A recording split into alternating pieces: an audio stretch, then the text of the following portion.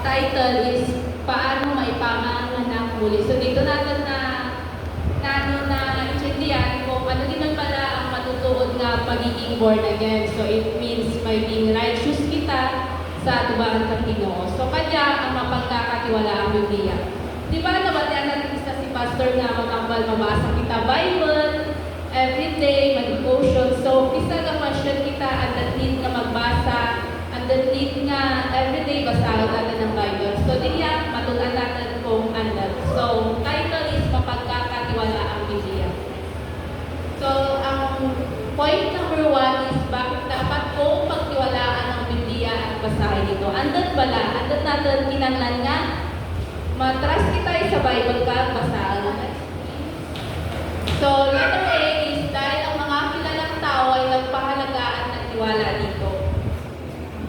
So, una si George Washington, ang US President. So, banana, imposibleng mapamahalaan ng mundo kung wala ang Diyos at Biblia. So, ang ano naman ba na to, explain na to, hindi naman maintindihan naman natin. So, basahan ko lang sana.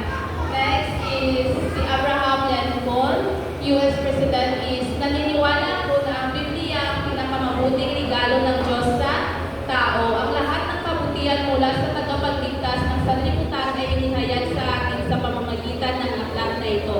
So sa